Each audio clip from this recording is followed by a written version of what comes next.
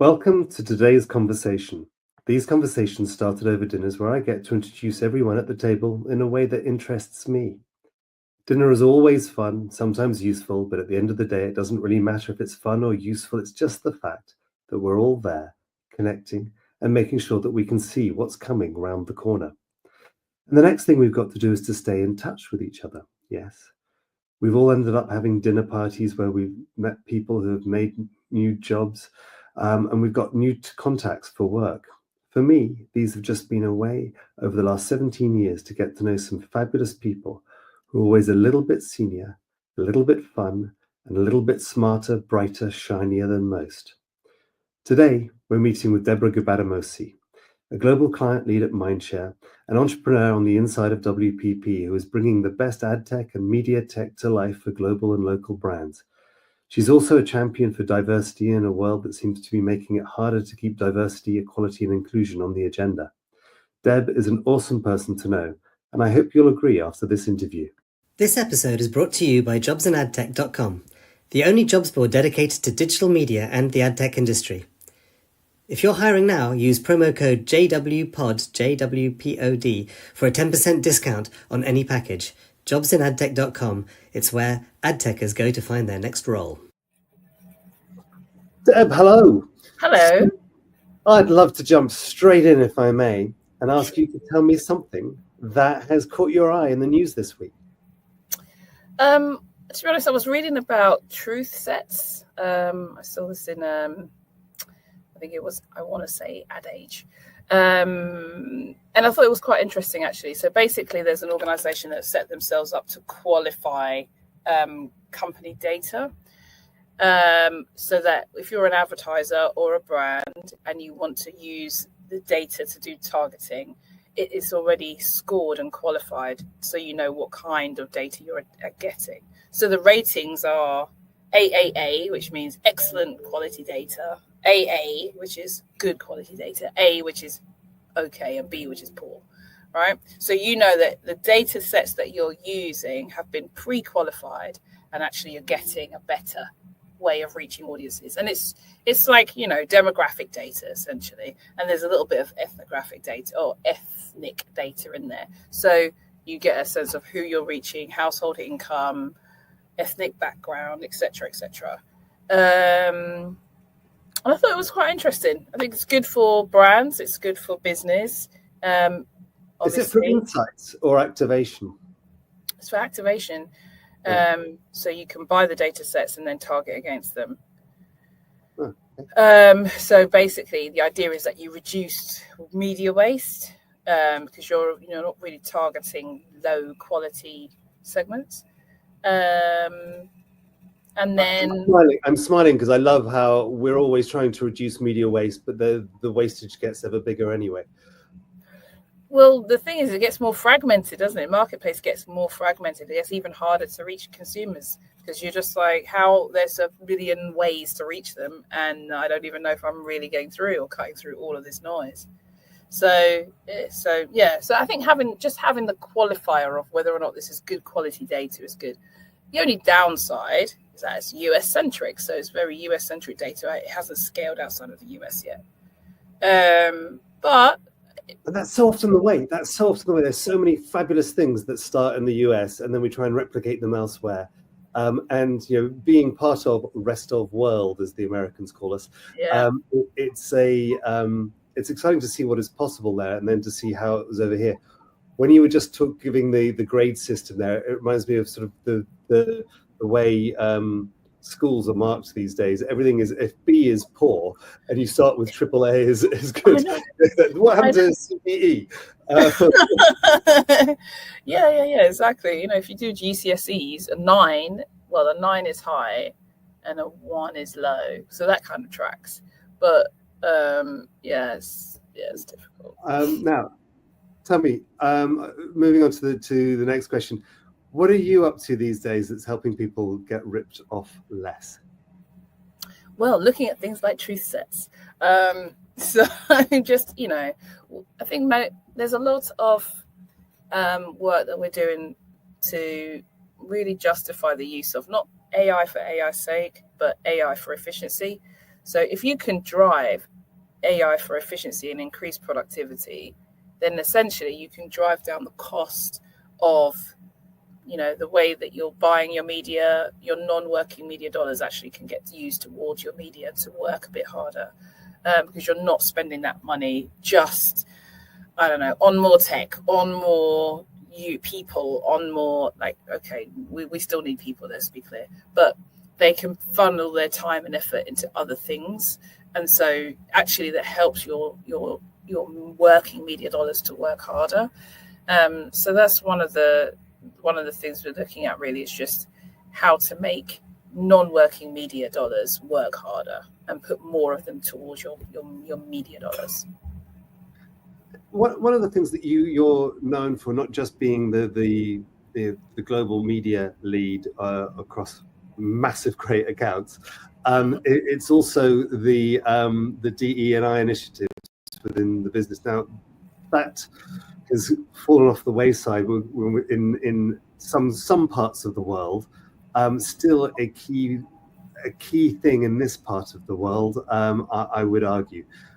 Has it changed a lot in the last 100 days since somebody's been in the president's seat? Yes. Yeah, quite significantly. I think, to be fair, it's been coming for a little while. I used to work at a company called Brand Advance. Shout out Chris Kenner.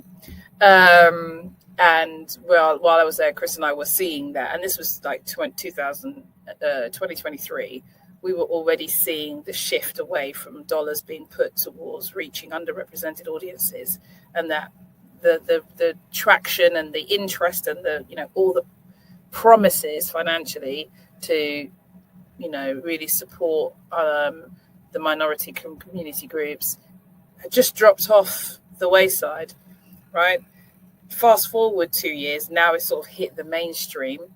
And you're seeing the effects of it in everywhere. So, things like the way people are being employed or not being employed, the way that we're spending our money, the initiatives that we're backing, the things that we're prioritizing or not prioritizing, the fact that a lot of organizations have disbanded with all of their D&I efforts. Now, personally, I feel like, and I had always said this in the beginning of this kind of journey, was that we should get it right. If we get it right, we would engineer our way out of a role, because we would have integrated so many good policies and processes that it would become a mainstay way of working, and we wouldn't necessarily need to have someone continuously championing. But I think we've pivoted too quickly, and we're just easily dismantling all the things that we've put in place. So it's definitely changing, even in the UK, at the rate than we would like. I see that Chris has had to shut his New York office and has opened up, as only Chris could, find a way around it to open up in Jamaica. He's that's what I read, I think, yesterday on LinkedIn. Okay. I haven't put up with him on it. I will in due course, I think. This market is changing. Where are we going, though, in the next few months, years? How can we do something differently to help people recognize smaller community groups that are underrepresented, unfairly underrepresented? I mean, we have to just keep doing what we have been doing. So keep all your initiatives alive, continue to find and support those people who have been underrepresented in the past, and continuously support them. And that could be, buying their business, using their services. No one is asking for charity or handouts. It's really just about making sure that they are part of a roster, especially if you think about media. You've got a lot of minority-owned, or, well, we'll call them minority-owned organizations for now. So if you're a media owner, let's say, and you have you're 50% or more owned by someone from an underrepresented group, you've got Class A shares in your business, then you are a minority-owned and operated organization. And if you're working in media or selling ad space, you tend to fall off the chart because most advertisers want to go with the bigger, more well-known, arguably more reputable organizations. So those smaller audience or smaller businesses fall off the track. And that in itself is an issue because now those people aren't able to, fund their organization, fund their business, feed their kids, do the right thing. And all because actually we're sticking to what we supposedly know and not necessarily trying to reach new people in new places and support new organizations. So I think it's just about don't give up now, guys. It's not the time. Spend the money with people who can give you the good reach against audiences who do have money to spend and who are willing to buy your brands. Fair. Thank you. I'd love to jump to the third section of our chat today, which I call the high five. So this is a quick fire round. I would love to hear from you an answer to each of these lines. First up, your hero. My dad.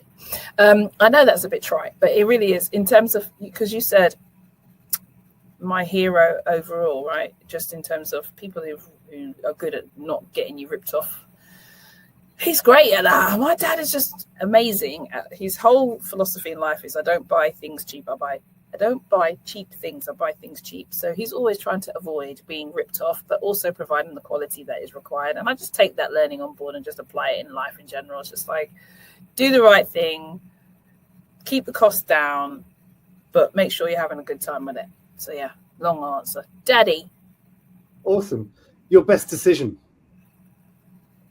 Coming on and having a chat with you, James. Today's best decision. Oh, bless you. Your worst decision. If you say the same thing, I'll be very interested. My worst decision was wearing a t-shirt, not realizing that this thing was going to be recorded with video. So I known, you look well dressed at all stages. Deb, I've not seen you anything better than the best dressed in the office. Your funniest moment. That's a good one. I think this week's funniest moment was going to a 60th birthday party, which honestly, I don't know how I got this old that I get invited to 60th birthday parties, but whatever. And then finding the pub next door and watching the Eubank and Conor Ben fight. It was, and we just had so much fun. I lost my voice, screaming and shouting, had a great time. Not a boxing fan, but that was definitely spectacular showmanship. So I had a lot of fun more than funny. I was talking to somebody else about this on one of these podcasts, and he was saying that it's about the narrative, the lead up to it. And I was saying, actually, it's like a wrestling match, the way it's sort of staged, the whole thing. For sure. And okay, that's very good. I love the fact you go to the party, but actually the pub next door is the entertaining. And one more person. So I'm going to ask you to recommend one more person for me to speak to on the podcast. But to come to the podcast, you have to come to a dinner. So someone you think you can introduce me to, and you already have introduced me to some fabulous people that I look forward to getting to the next dinner. Someone you think you can introduce me to that you can tell me about today, and can you tell me why they're interesting, and also what's the angle that you see in them that most people don't? Right. So I've thought long and hard about this. My recommended person is a lady called Shakayla Forbes Bell. She is a fashion psychologist. She's one of the very first Black female fashion psychologists in the UK. And she is also a bit of a marketing genius, I would say. She's written a book called Big Dress Energy. So she's got a lot of knowledge. She does a lot of television appearances on This Morning. I think she's across the US as well. So she's got a lot of traction. She's good quality. And I think she's got an interesting backstory, which is not my story to tell. So that's the reason you should go and talk to her and see if you can find out what it is. So yeah. Thank you. I look forward to, and I'm going to ask you to send us an intro. thank you very much for coming on today, Deb. I look forward to catching up with you shortly. Same. Thank you so much for having me. Appreciate it.